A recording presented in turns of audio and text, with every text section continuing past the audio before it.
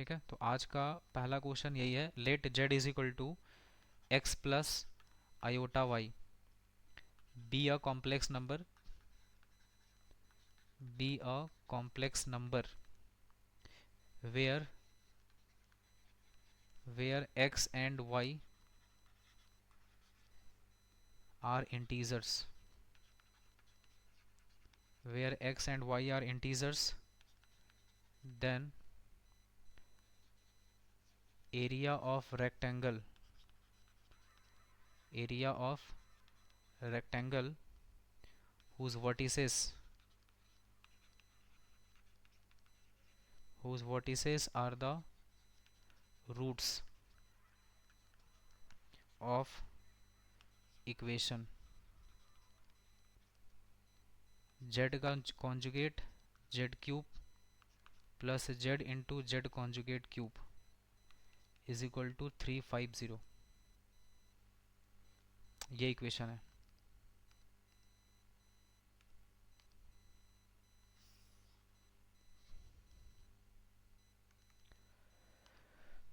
ये क्वेश्चन है तुम्हारा एडवांस 2009 का।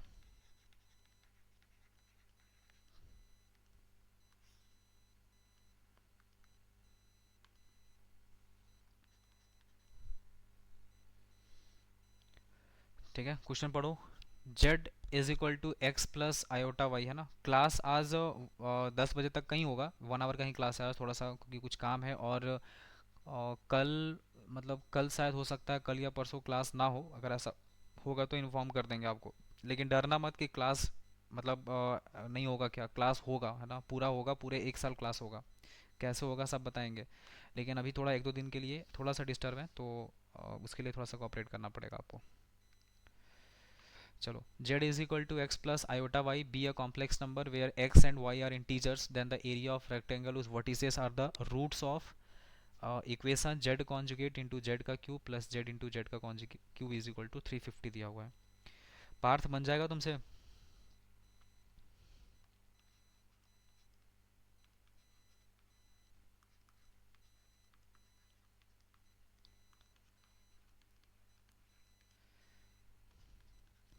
ठीक है, ट्राई करिए। सबसे पहले जहां जहां z दिख रहा है वहां वहां x plus iota Y replace करो। ठीक है, लेकिन उससे पहले आप अगर ध्यान से देखेंगे तो यहाँ कुछ कॉमन दिख रहा है z कॉन्जुगेट और z में। z का कॉन्जुगेट और z कॉमन मिल रहा है, तो इसमें हम लोग को क्या मिलेगा, z का स्क्वायर और प्लस z कॉन्जुगेट का क्यूब इज इक्वल टू हो गया 350। ठीक है, इतना मिला। अब जो z दिख रहा है उस z को क्या लिखेंगे, यहाँ हो जाएगा x माइनस आयोटा वाई, क्योंकि z का value x plus iota Y था, और ये हो जाएगा x प्लस आयोटा वाई। ये z मतलब हो गया x प्लस आयोटा वाई इसका स्क्वायर। ठीक है, और z कॉन्जुगेट का मतलब हो जाएगा x माइनस आयोटा वाई, है ना, यहाँ पे ये स्क्वायर है, ये स्क्वायर हो गया, इज इक्वल टू हो जाएगा 350। अब देखो ये a minus B into A plus B, ये बन गया एक्स स्क्वायर प्लस वाई का स्क्वायर।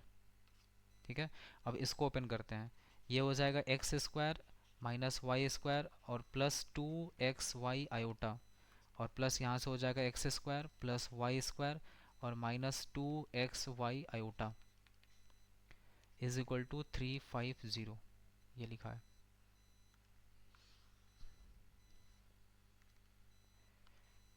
यहाँ से अपने को क्या मिला, X square plus Y square, और यहाँ से कुछ कैंसिल हो रहा है, ये कैंसिल हो गया, एक्स स्क्वायर बन जाएगा 2x स्क्वायर, और Y square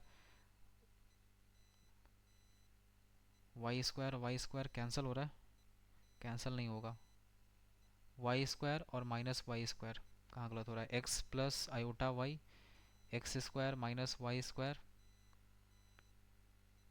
plus 2xy iota.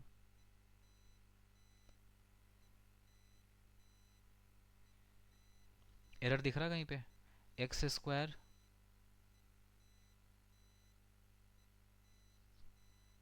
Iota plus Y square. अरे मिला किसी को गलती, एक्स प्लस आयोटा वाई का whole square plus X minus iota Y का होल स्क्वायर।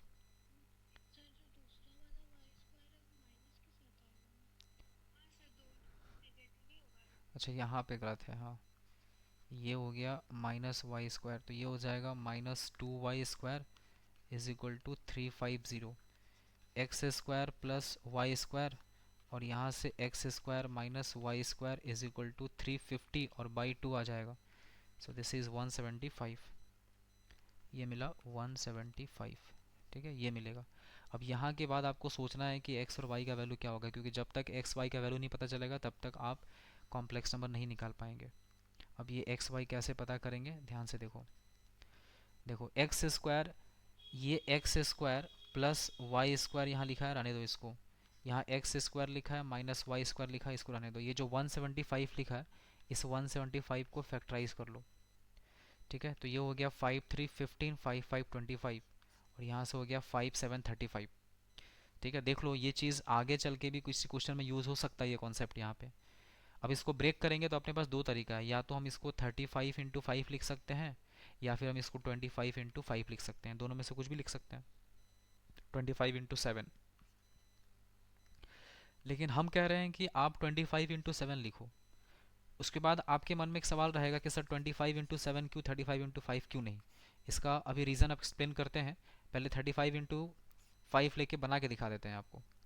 देखो 25 × 7 आपको सेलेक्ट करना है 25 × 7 वाले को। अब अगर 25 × 7 सेलेक्ट करेंगे तो देखो इसमें से LHS में बड़ा वाला वैल्यू कौन सा है, X square plus Y square, और RHS में बड़ा वाला वैल्यू कौन सा है, 25। तो कंपैरिजन कर लो, एक्स स्क्वायर है ना, X square plus Y square का जो वैल्यू होगा, X square plus Y square का वैल्यू 25 हो जाएगा, और X square minus Y square का वैल्यू 7 हो जाएगा। अब तुम दोनों को ऐड करो। ठीक है, अगर दोनों को ऐड करेंगे तो ये वाई स्क्वायर कैंसिल हो गया, 2x स्क्वायर का वैल्यू हो जाएगा 32, तो एक्स स्क्वायर का वैल्यू हो गया 16, तो x का वैल्यू हो जाएगा +−4। ठीक है, ये x का वैल्यू है, दिस इज +−4 आ गया x का वैल्यू। ओके, अब x का वैल्यू निकला है ना, तो अब x के कंपैरिजन करके, मतलब x का वैल्यू पुट करके y निकालेंगे, दोनों में से किसी इक्वेशन का हेल्प लेकर के। तो अपने पास इक्वेशन था X square plus Y square is equal to 25। X का वैल्यू 16 है, और plus Y square is equal to 25 हो गया, तो Y square is equal to 9 हो गया। वाई का वैल्यू हो जाएगा +−3। ये आया वाई का वैल्यू। ठीक है, अब एक्स का वैल्यू मिल गया, वाई का वैल्यू मिल गया। अब आप क्या करेंगे, आपको लिखना था कॉम्प्लेक्स नंबर। ठीक है, अब थोड़ा सा ऊपर आके देख लो कि कॉम्प्लेक्स नंबर में बोला क्या है। देखो, अब ऐसा सोचना है, एक्स का वैल्यू +4 और -4, वाई का वैल्यू +3 -3, तो z इज इक्वल टू, पहले +4 ले लो और +3 ले लो, तो z इज इक्वल टू 4 + 3 आयोटा हो जाएगा। दूसरा z क्या हो जाएगा, 4 -3 आयोटा। फिर नेक्स्ट क्या हो जाएगा, -4 + 3 आयोटा। और फिर नेक्स्ट क्या हो जाएगा, -4 -3 आयोटा। तो टोटल अपने पास 1 2 3 और 4, टोटल 4 कॉम्प्लेक्स नंबर आ गया। ठीक है, अभी भी सुन लो कि हम लोग वो 35 × 5 क्यों नहीं लिखेंगे। किसी को अभी तक रीज़न क्लिक किया कि ऐसा करने से क्या हो जाएगा, मतलब क्यों नहीं लिख सकते हैं 35 × 5? एनीबडी, बताओ कोई। देखो, हाँ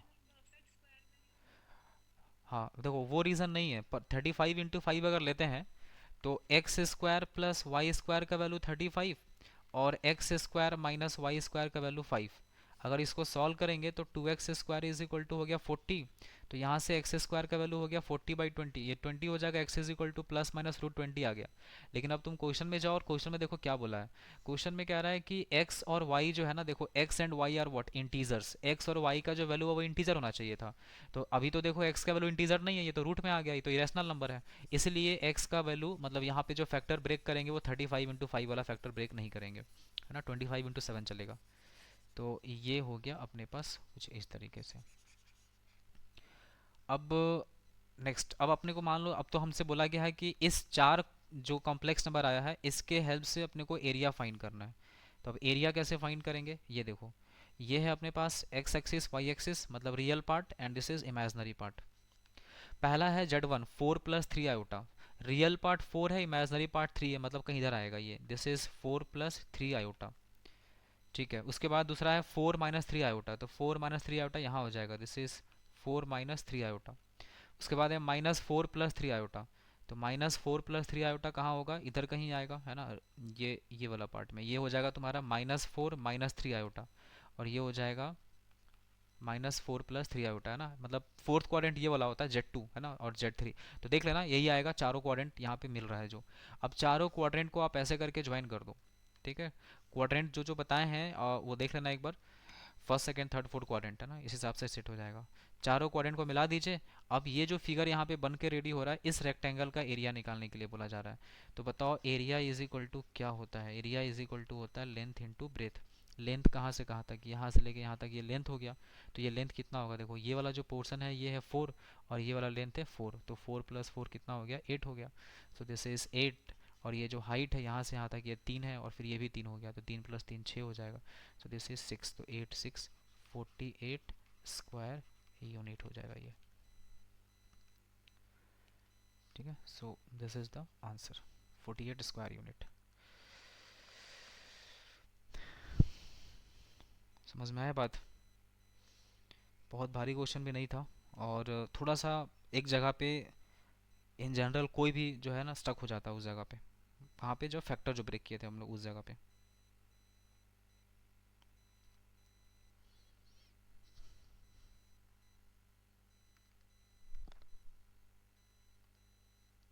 हो जाएगा तो एक बार इंडिकेट करना कि हाँ सर हो गया, नहीं तो फिर हम वेट करते रह जाएंगे तुम लोग।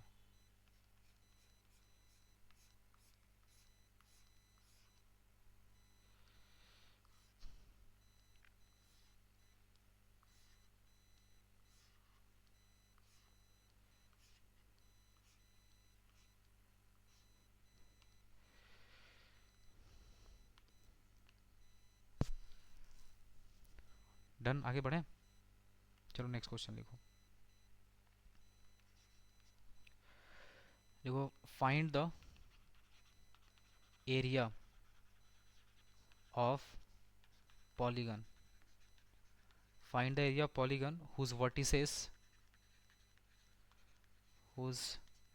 vertices are the non-real roots, non-real roots of the equation z का conjugate is equal to iota z square।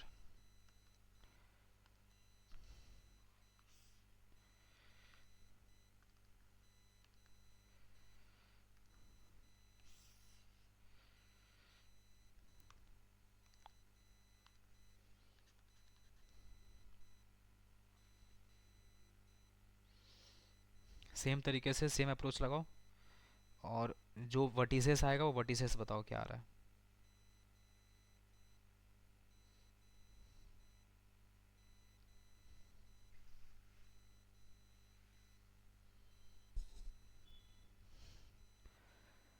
z conjugate is equal to iota Z square लिखा है, ठीक है।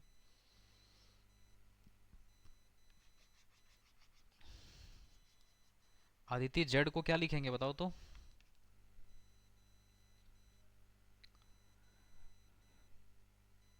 आदित्य जेड को क्या लिखेंगे बताओ। x + i/y, ठीक है। तो z कॉन्जुगेट बन जाएगा x - i/y, ये हो गया आयोटा, और ये बन जाएगा x + i/y इसका होल स्क्वायर। ये x - i/y है, ये आयोटा रहने दो, इसको a + b के होल स्क्वायर पे ब्रेक कर दो, a² + b² है ना, और उसके बाद फिर +2xy आयोटा हो गया। अब यहाँ से x - i/y is equal to iota अंदर भेज दो, तो हो जाएगा आयोटा x² - आयोटा y², और आयोटा स्क्वायर हो जाएगा तो ये हो जाएगा -2xy, ठीक है। अब यहाँ से हो जाएगा x - i/y -iota x² +iota y² और +2xy इज इक्वल टू हो जाएगा 0। जो रियल पार्ट्स है उसको एक साथ लिखो, आयो x को एक साथ करो और 2xy को एक साथ करो, और माइनस यहाँ से हो गया y +x² -y², और यहाँ हो जाएगा आयोटा इज इक्वल टू 0, ठीक है, देखो इतना आ रहा है। अब यहाँ से देखो, ये भी हमको नहीं करना चाहिए था, यहाँ पे डायरेक्टली कंपेयर कर लेते हैं हम रियल को रियल पार्ट से, इमेजनरी को इमेजनरी पार्ट से, ये करने की जरूरत नहीं था, बट कोई नहीं, कर लिए तो अब क्या करेंगे, जीरो प्लस इसको क्या लिख लेते हैं, जीरो आयोटा। तो बताओ इधर एलएचएस में रियल पार्ट कितना है, X plus two X Y, this is equal to zero. And यहाँ से हो जाएगा Y plus X square minus Y square का वैल्यू हो जाएगा जीरो। ठीक है, ये दो वैल्यू मिला। अब यहाँ से बताओ x कॉमन निकलेगा तो वन प्लस कितना हो जाएगा, two Y is equal to zero. तो यहाँ से x का वैल्यू जीरो मिला और यहाँ से y का वैल्यू हो गया माइनस हाफ। अब ये जो x का वैल्यू जीरो मिला है ना, इस x का वैल्यू जीरो ये वाला इक्वेशन में ना, देखो ये फर्स्ट इक्वेशन था और ये कौन सा इक्वेशन है, सेकेंड इक्वेशन है। फर्स्ट इक्वेशन और सेकेंड इक्वेशन के हेल्प से पहले x का वैल्यू जीरो यहाँ ला के पुट करो इसमें, तो यहाँ से अपने को क्या मिल जाएगा, y मिल जाएगा। देखो y minus Y square is equal to zero, so y common निकलेगा, y माइनस यहाँ बच जाएगा one minus Y is equal to zero. तो y is equal to zero हो गया और y is equal to one हो जाएगा। इसका मतलब ये हुआ कि x is equal to zero के कॉरेस्पॉन्डिंग y का दो वैल्यू आया, एक y का वैल्यू जीरो आया और एक y का वैल्यू वन आ गया। तो पहला कॉम्प्लेक्स नंबर हो गया जीरो प्लस जीरो आयोटा और दूसरा कॉम्प्लेक्स नंबर हो गया जीरो प्लस वन आयोटा, मतलब जीरो प्लस आयोटा। डन। अब देखो y का वैल्यू माइनस टू पे आ जाओ, y का वैल्यू माइनस टू मतलब यहाँ पे पुट करो माइनस टू। तो बताओ ये हो जाएगा माइनस हाफ, है ना, माइनस हाफ है, और ये हो जाएगा वन बाई फोर और minus one by four is equal to हो गया जीरो। ठीक है, एक मिनट यहाँ पे गलती है, पहले पुट करो वैल्यू। तो यहाँ से y का वैल्यू माइनस हाफ पुट कर दिया, उसके बाद प्लस x का स्क्वायर और प्लस यहाँ पे हो जाएगा, प्लस नहीं, minus one by four is equal to zero. X square is equal to हो गया थ्री बाई फोर, तो x का वैल्यू हो जाएगा root three by two plus और माइनस। ठीक है, इसका मतलब y के माइनस हाफ पे x का दो वैल्यू आया। तो ध्यान से देखना, y is equal to minus half पे x का दो वैल्यू मिला, पहला वैल्यू मिला रूट थ्री बाई टू और दूसरा वैल्यू मिला minus root three by two. अब जरा बताओ यहाँ से z is equal to root, है ना, next complex number z is equal to क्या हो जाएगा, root three by two plus root three by two minus iota, minus half iota, है ना, root three by two minus half iota. और अगला है फिर root three by two minus root three by two और माइनस हाफ आयोटा। तो चार complex number मिल गया, है ना, ये हो गया root three by two minus half iota, and this is z is equal to minus root three by two minus half iota. So total we have four complex number, ये आया। ठीक है, अब ये चारों कॉम्प्लेक्स नंबर को आपको क्या करना है, आर्गन प्लेन पे शो करना है, बट उससे पहले एक बात का ध्यान रखना है। देखो यहाँ पे क्वेश्चन में स्टार्टिंग में बोला था, है ना, आ जाओ ऊपर में, यहाँ पढ़ो, नॉन रियल रूट्स, दिख रहा है यहाँ पे क्या बोला है, whose vertices are non real roots. Vertices जो है ना वो रियल नहीं है। अब तुम देखो जो पहला वाला रूट आया है, z is equal to zero plus zero iota, z is equal to zero plus zero iota को जीरो लिख सकते हैं, और जीरो क्या है, रियल नंबर है। लेकिन आपसे क्या बोल रहा है कि नॉन रियल रूट चाहिए इसको, तो इसका मतलब कि पहला वाला जो रूट है वो हो जाएगा यहाँ से रिजेक्ट। ठीक है, फर्स्ट वाला रिजेक्ट हो जाएगा। So only we have three roots. अभी जो तीन रूट्स आ रहा है, इस तीनों रूट्स को आप लोकेट करो आर्गन प्लेन पे और बताओ कौन सा पॉलीगन बन रहा है यहाँ पे, चेक करो। ये एक्स एक्सिस हो गया, ये वाई एक्सिस हो गया। ठीक है, हाँ वेरी गुड, ट्रायंगल। अब उस ट्रायंगल का एरिया निकालना है। तो यस, कौन बनाया, क्या क्या नाम है तुम्हारा, अच्छा अच्छा हाँ पार्थ। तो x का वैल्यू है रूट थ्री बाई टू, पहला रूट तुम्हारा जीरो प्लस आयोटा है, फिर root three by two minus half iota, root three by two minus half iota. तो देखो जी ऐसा चल रहा है, पहला रूट मिलेगा, x का वैल्यू दिया है ना, x कितना आया था, मतलब z का वैल्यू आया था root three by two minus half iota, और दूसरा आया था minus root three by two minus half iota. तो देखो ये x जो है पॉजिटिव है, y नेगेटिव है, मतलब ये कौन सा क्वाड्रेंट हो गया, फोर्थ क्वाड्रेंट, तो यहाँ पे आएगा, this is root three by two minus half iota. ऐसे ही फोर्थ क्वाड्रेंट में यहाँ आ जाएगा एक -√3/2 और -½ आयोटा। और एक है z is equal to 0 + iota. 0 + iota मतलब कौन सा हो गया, प्योरली इमेजिनरी नंबर हो गया, मतलब x में 0 और y में 1, तो ये पॉइंट कहीं इधर मिलेगा। This is 0 + iota. ठीक है, अब आप इसको मिलाओ और देखो कि कौन सा पॉलीगन बन रहा है। ये एक पॉलीगन और ये एक पॉलीगन। ठीक है, now you have to find the area of this portion. अब ये बन रहा है ट्रायंगल, इस ट्रायंगल का एरिया कैसे निकलेगा ये सोचो। तो एरिया ऑफ ट्रायंगल निकालने का फॉर्मूला हो जाएगा half into base into height. तो बेस बेस हो जाएगा तुम्हारा पूरा यहाँ से लेके यहाँ तक, तो कितना हो गया √3/2, √3/2, तो ये हो गया √3।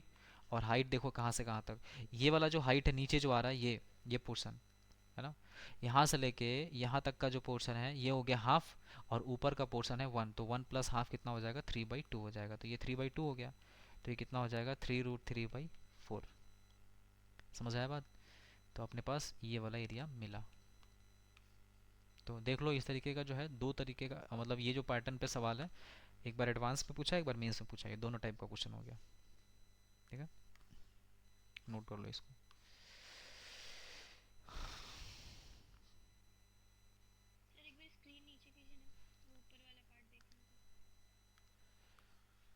ये इधर देखो। ठीक है,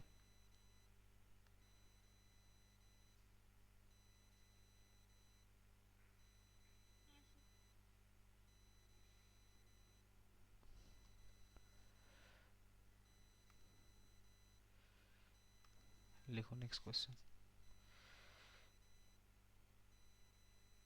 लिखो इफ द सेट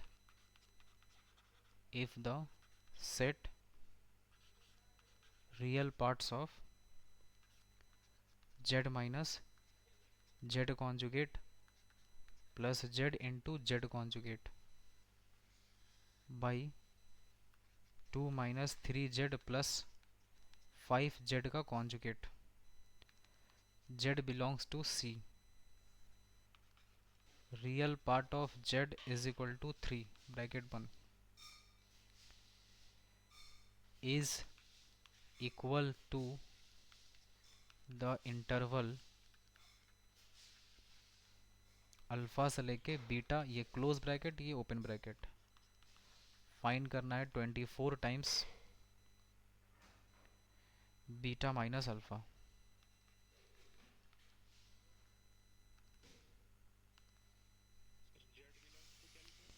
अल्फा से बीटा, और बीटा पे क्लोज ब्रैकेट, अल्फा पे ओपन ब्रैकेट है। z बिलोंग्स टू C लिखा है यहाँ पे, मतलब z जो है वो कॉम्प्लेक्स नंबर है, ये बोलना चाह रहा है।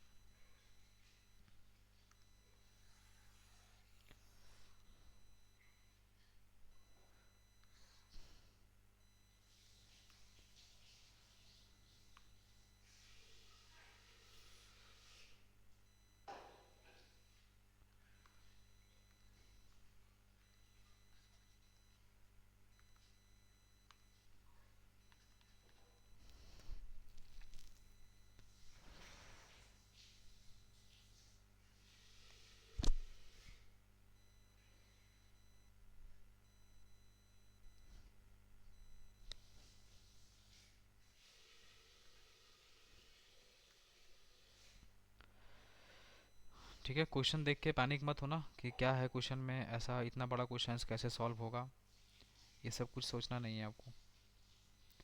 सॉल्व कैसे होगा वो हम बताएंगे, पहले क्वेश्चन देख लो, क्वेश्चंस का पैटर्न देखो कि इस तरीके के क्वेश्चंस आप पीछे भी करते हुए आ रहे हैं। ठीक है, यहाँ क्या लिखा है देखो, real part of this one. Question थोड़ा समझना डिफिकल्ट है आपके लिए, ध्यान से देखिएगा।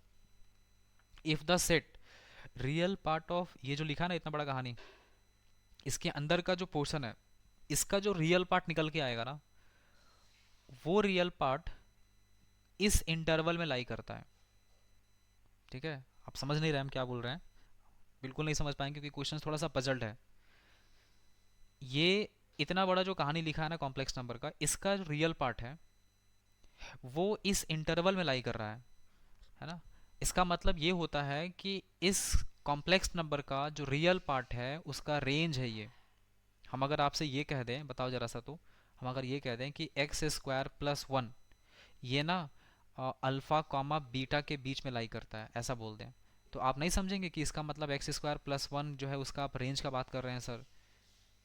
तो बस वही चीज़ यहाँ पे भी हो रहा है कि इस कॉम्प्लेक्स नंबर का जो रियल पार्ट है वो अल्फ़ा से लेके बीटा के बीच में लाई कर रहा है, इसका मतलब उसका रेंज का बात हो रहा है।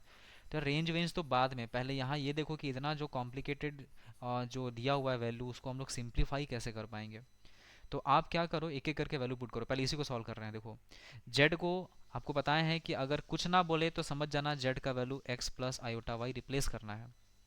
तो जेड का जगह लिखेंगे एक्स प्लस आयोटा वाई, फिर माइनस, ठीक है। अच्छा जेड माइनस जेड नहीं होगा, जेड माइनस जेड का कॉन्जुगेट है ये, है ना, छूट गया था। तो यहाँ क्या हो जाएगा, एक्स माइनस आयोटा वाई हो गया, प्लस यहाँ भी जेड इंटू जेड कॉन्जुगेट ही होगा। तो ये क्या हो जाएगा, एक्स प्लस आयोटा वाई और कॉन्जुगेट हो जाएगा एक्स माइनस आयोटा वाई, ठीक है। उसके बाद डिनोमिनेटर में यहाँ पे आ जाएगा, ये टू है ना, two minus three times x plus iota y plus five times x minus iota Y, ये आया अपने पास। अच्छा इसमें एक चीज़ और ध्यान दिया सब लोग कि इस z का जो कॉम्प्लेक्स में जो लिखा है इसमें इसका रियल पार्ट का वैल्यू दिया हुआ था थ्री, तो हम लोग इसको थ्री प्लस आयोटा वाई लिख सकते हैं। तो जहाँ जहाँ x दिख रहा है वहाँ वहाँ क्या रिप्लेस कर दो, थ्री से रिप्लेस कर दो, तो ये थ्री हो जाएगा, ये भी थ्री हो जाएगा, ये भी थ्री हो जाएगा, ये भी थ्री हो जाएगा, यहाँ भी थ्री होगा, यहाँ भी थ्री होगा। तो ये बन गया three plus iota y, three minus iota y, three plus iota y, three minus iota y, three plus iota y, three minus iota y, ठीक है। अब थोड़ा ऊपर वाले को सिंप्लीफाई करो, देखो three plus iota y minus three plus iota y और प्लस इसको मल्टीप्लाई करेंगे तो नाइन प्लस कितना हो गया वाई स्क्वायर, ठीक है। बाई ये हो जाएगा two minus nine minus three iota y और plus fifteen minus five iota Y, ये हो गया, ठीक है। अभी और भी इसमें हम लोग कुछ कर सकते हैं, जैसे कि देखो नाइन प्लस थ्री हो गया ट्वेल्व, यहाँ से थ्री थ्री कैंसिल हो रहा है, तो अपने पास क्या बचेगा, वाई का स्क्वायर बचा और आयोटा वाई तो ये हो जाएगा टू आयोटा वाई, ठीक है। डिवाइडेड बाई नीचे डिनोमिनेटर में क्या है अपने पास, देखो फिफ्टीन और minus nine, six, six plus two eight minus eight iota y हो गया, ठीक है। अब वहाँ से अपन क्या लिखेंगे, वाई का square plus two iota y और नीचे जो दिख रहा है वो है एट कॉमन निकल रहा है तो वन माइनस आयोटा वाई हो जाएगा। अब एक बात बताओ, डिनोमिनेटर में इस तरीके का आयोटा नहीं होना चाहिए, आपको पहले भी बताए हैं। तो इसका मतलब यहाँ पे sir one plus iota y से ऊपर और नीचे डिवाइड मल्टीप्लाई कर लो।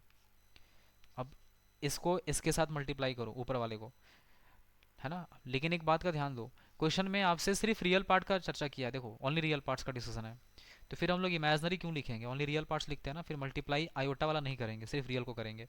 तो वाई स्क्वायर को वन से मल्टीप्लाई कर लो, वाई स्क्वायर हो गया, इसको इससे मल्टीप्लाई करेंगे आयोटा आ जाएगा, मत लिखो, इसको इससे मल्टीप्लाई करेंगे आयोटा आ जाएगा, इसको ही मत लिखो, इसको इससे मल्टीप्लाई कर दो।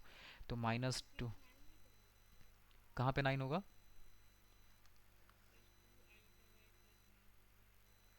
प्लस नाइन कैसे होगा, नाइन, अच्छा ये टू आयोटा वाई, तो ये आयोटा वाई स्क्वायर कहाँ से आया, वाई स्क्वायर प्लस नाइन होगा ना, ये बोल रहा है।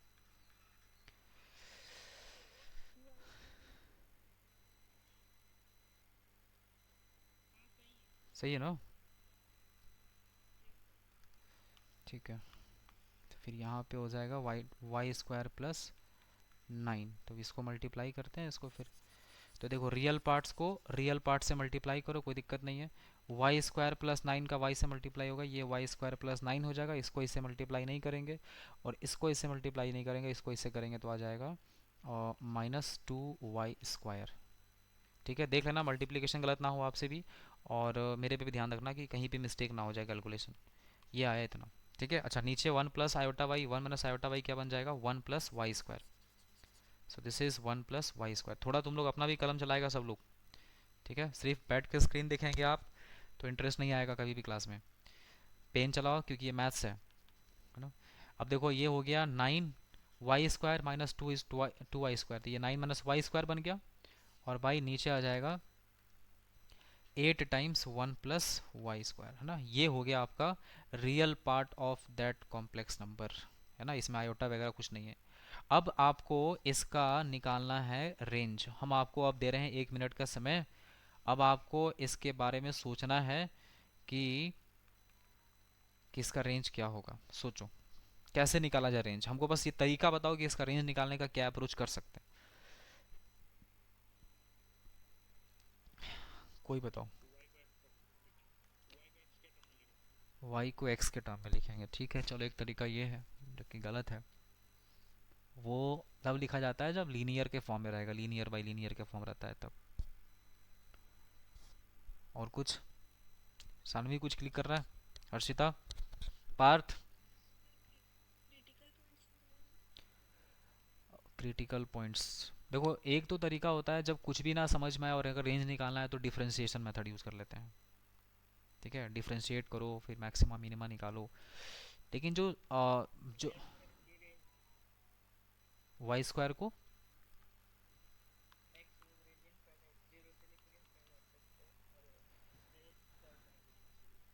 नहीं देखो, देखो हाँ करना तो वैसा ही है, एग्जैक्टली स्टेप तो वही होगा। लेकिन समझो, जब भी किसी क्वेश्चन का अगर कॉम्प्लेक्स मतलब कोई भी नंबर का अगर रेंज निकालने का तरीका नहीं पता चल रहा है, तो स्टेप्स नहीं क्लिक कर रहा है, तो जो स्टार्ट करने का तरीका होता है ना वो कुछ ऐसा होता है ना। पहले 2 लाइन पहले देख लो यहाँ पे। देखो नीचे में 1 + y² लिखा है, नीचे में 1 + y² लिखा, हम चाहते हैं ऊपर भी 1 + y² बन जाए। तो पहले इसको बताओ, अगर हम ऐसे लिख लेते हैं तो क्या ये नीचे में जो 1 + y² लिखा है, क्या वही 1 + y² अभी भी है, ये देखना है आपको। देखो 10 - 1 + y² करेंगे तो 9 - y² ही तो आएगा, है ना। और नीचे जो 1 + y² था वो क्रिएट भी हो गया। अच्छा ये जो 1/8 है, ये 1/8 कॉमन है, तो इस 1/8 को ना बाहर रखो, इसको बाद में देख लेंगे अपन। ये 1/8 को बाहर रखो, ठीक है। अब क्या करें सर, अब ये जो 1 + y² जो डिनोमिनेटर में दिख रहा है, इसको दोनों को सेपरेट करो। 1/8 यहाँ हो जाएगा 10, इसके नीचे आ जाएगा 1 + y² माइनस यहाँ हो जाएगा 1, है ना। यहाँ तक क्रिएट करने के बाद अब आप इसको आराम से नॉर्मल तरीके से रेंज निकाल सकते हैं। कैसे सर, यहाँ से स्टार्ट करना हमेशा, y² से। बताओ y² का जो वैल्यू होता है, ये मैक्सिमम कितना हो सकता है, इन्फिनिटी, है ना। मैक्सिमम इन्फिनिटी, और मिनिमम कितना हो सकता है, जीरो इंक्लूडिंग जीरो। आप ये बात मानते हैं ना कि किसी भी नंबर का स्क्वायर जो होता है हमेशा मिनिमम वैल्यू जीरो होता है, मैक्सिमम उसका इन्फिनिटी होता है, ठीक है। अगला है y² में 1 ऐड किया हुआ है, तो 1 + y² हो जाएगा। 1 + y² जब करेंगे तो दोनों तरफ 1 ऐड करेंगे तो यहाँ तो इन्फिनिटी ही रहेगा, लेकिन यहाँ क्या बन जाएगा, 1 हो गया। उसके बाद देखो 1 + y² लिखने के बाद उसका रेसिप्रोकल किया है, तो आप भी रेसिप्रोकल करो, तो ये हो जाएगा 1/1 + y²। और जब रेसिप्रोकल करेंगे तो ये 1 उठ के यहाँ आ जाएगा और इन्फिनिटी उठ के यहाँ आ जाएगा, और ये 1/∞ क्या बन जाएगा, जीरो, है ना। रेसिप्रोकल 1 का रेसिप्रोकल 1 रहेगा, यहाँ आ जाएगा। इन्फिनिटी का रेसिप्रोकल 1/∞ जो कि जीरो हो जाएगा, और जीरो से लेके 1 तक बना। फिर देखो 10 मल्टीप्लाई किया हुआ है, तो 10 मल्टीप्लाई किया है तो 10 आप भी मल्टीप्लाई करेंगे इसमें, तो अगर यहाँ 10 मल्टीप्लाई होगा तो यहाँ भी 10 बन जाएगा और ये जीरो रहेगा। फिर -1 किया है तो -1 यहाँ भी, -1 यहाँ भी, तो ये -1 हो जाएगा। ये 10/1 + y² -1 लेस देन यहाँ हो जाएगा 9, ठीक है। उसके बाद देखो बाहर में 1/8 मल्टीप्लाई किया हुआ है, तो बाहर में अपन 1/8 यहाँ मल्टीप्लाई कर दो, तो यहाँ भी 1/8 हो जाएगा और यहाँ भी 1/8 हो जाएगा। अब ये तुम्हारा जो फंक्शन है इसी का तो रेंज देखो तुम्हारा यहाँ से लेके यहाँ तक आ गया। मतलब जो रेंज हुआ इसका, ये हो जाएगा -1/8 से लेके 9/8 तक, इस पे क्लोज ब्रैकेट, इस पे ओपन ब्रैकेट। आपसे कह रहा है कि इसका जो वैल्यू है वो अल्फा से लेके beta with close open bracket है, ये इंटरवल है। तो सोचो अगर ऐसा है then what is the value of alpha and beta. तो अल्फा का वैल्यू हो गया -1/8 और बीटा का वैल्यू हो जाएगा 9/8। आपसे कह रहा था 24 टाइम्स बीटा माइनस अल्फा चाहिए इसको, तो 24, बीटा का वैल्यू 9/8 है, अल्फा का वैल्यू +1/8 है, तो 24 इंटू 10/8 हो गया, 8 3 24, so the answer is 30।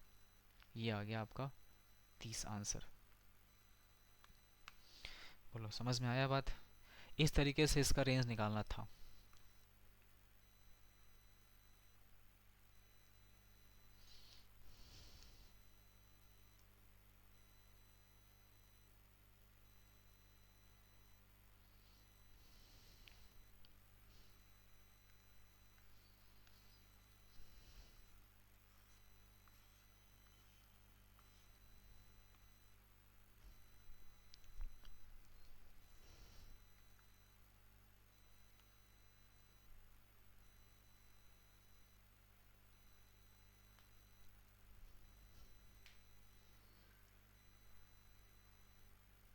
Done.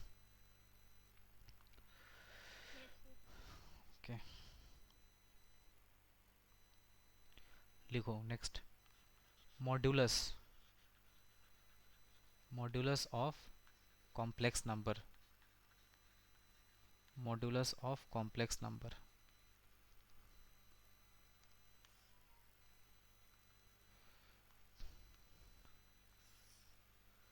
Modulus of complex number.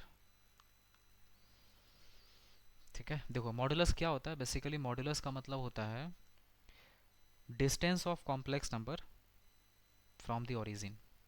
Simple कहो तो डिस्टेंस फ्रॉम ओरिजिन कहा जाता है, distance from origin. But sir किसका डिस्टेंस ओरिजिन से, ये बताइए। देखो जैसे अपने पास ये एक्स एक्सिस हो गया और ये हो गया वाई एक्सिस। ठीक है, this is x axis and this is your y axis. अपने पास यहाँ पे कॉम्प्लेक्स नंबर है that is z which is equal to x plus iota y. ठीक है, ऐसा, एक मिनट।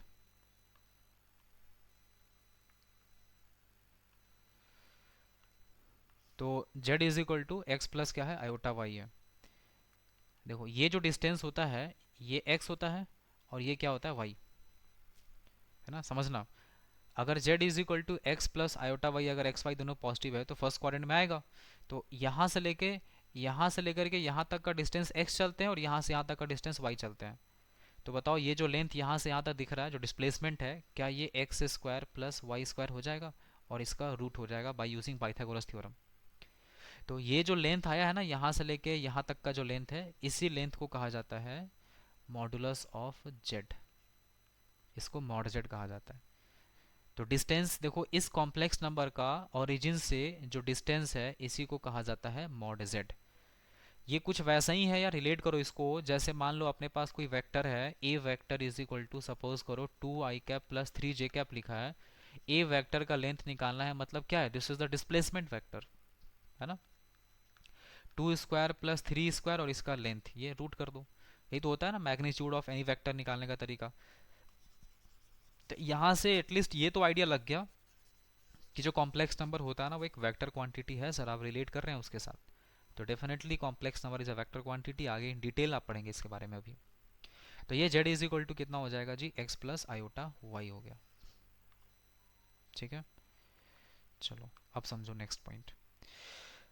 किसी भी कॉम्प्लेक्स नंबर का, जैसे मान लो अगर z इज इक्वल टू लिखा है -2 प्लस आयोटा, अगर आपको बोला जाए कि मॉड z बताओ तो क्या करेंगे आप, बहुत आसान है सर, -2 का स्क्वायर और आयोटा के पहले कितना लिखा है 1, तो 1 का स्क्वायर हो जाएगा और यहाँ से यहाँ तक इसको रूट कर दो।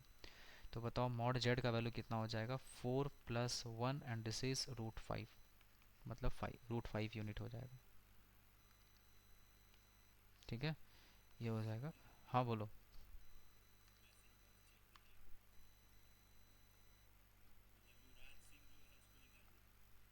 अच्छा, बदमाशी कर रहा है क्या ये।